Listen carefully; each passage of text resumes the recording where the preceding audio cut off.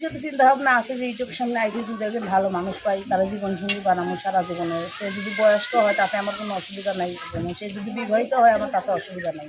আচ্ছা, তাহলে তো তো দর্শক ভাইরা কিভাবে যোগাযোগ করবে আপনার সাথে? ফোন নাম্বার আছে। নাম্বারটা বলতে কি অবস্থা আপু, কেমন আছেন? আল্লাহ রাখছে, ভালো আছে। মাশাআল্লাহ ভালো আছেন। নাম কি আপনার? শারমিন। আচ্ছা, নামটা অনেক সুন্দর, শারমিন। খাওয়া দাওয়া হয়েছে সকালে?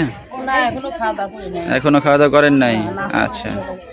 তো শারমিন দেশের বাড়ি কই? দেশের বাড়ি ময়মনসিংহ। ময়মনসিং এর মেয়ে। কোন জায়গা থাকেন এখন? থাকি বিক্রমপুর। আচ্ছা, বিক্রমপুর থাকেন, ময়মনসিং এর মেয়ে। কে কে আছে বর্তমান ফ্যামিলিতে? ফ্যামিলিতে আমার একটা ছেলে আর আমি, আর কেউ নেই। বাবা মা আছে, তারা দেশে থাকে আলাদা। আচ্ছা, আলাদা থাকে। আচ্ছা, আপনার তো বিয়ে শাদী হয়েছে, স্বামী কই? হ্যাঁ, আমার বিয়ে হয়েছিল, ডিভোর্স হয়ে গেছে। আচ্ছা, কি দুঃখের বিষয়। একাই করছিলেন নাকি বিয়ে শাদী? না, বাপ মা পছন্দ করে দিছিল। তো এখন ছেলে ভালো না, নেশা করে, মদ খায়, এর জন্য তার ডিভোর্স দিয়ে চলে এসে করছে। আচ্ছা, তো মেয়ে মানুষের তো জীবনে বিয়ে একটাই, অনেকেই বলে যে প্রথম স্বামী যেমনই হোক তাকে নিয়ে সংসার করা ভালো। এখন সে ভালো না, কামাই রুজি করতে পারে না, খাওয়াইতে পারে না, এই কারণে দিতে পারে না, এর জন্য তারা ডিভোর্স দিয়ে চলে এসে করছে। আচ্ছা, স্বামী ছাড়া একা আছেন কতদিন? 1 বছর ধরে আছে। 1 বছর একা আছেন। তো কি করতেছেন বর্তমানে? এখন সেলাই ভেঙে কাজ করি মানুষের বাড়িতে। কাজ বাজ করতেছেন। তো স্বামীকে আদর ভালোবাসা দিয়ে কাছে রাখতে পারলেন না?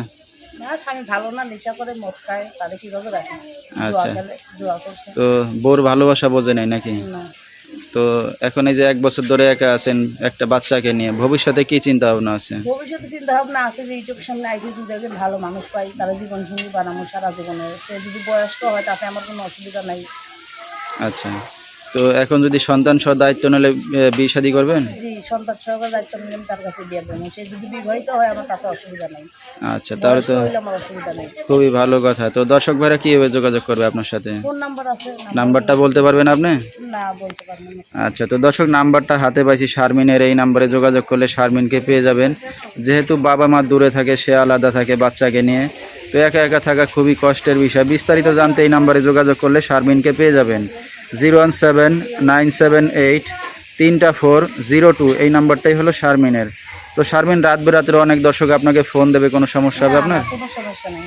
আচ্ছা, তো দর্শক বিস্তারিত জানতে সরাসরি ফোন করবেন। ভিডিওর স্ক্রিনে নাম্বারটা পেয়ে যাবেন। আজকের মতো এখানেই শেষ করছি। আসসালামু আলাইকুম।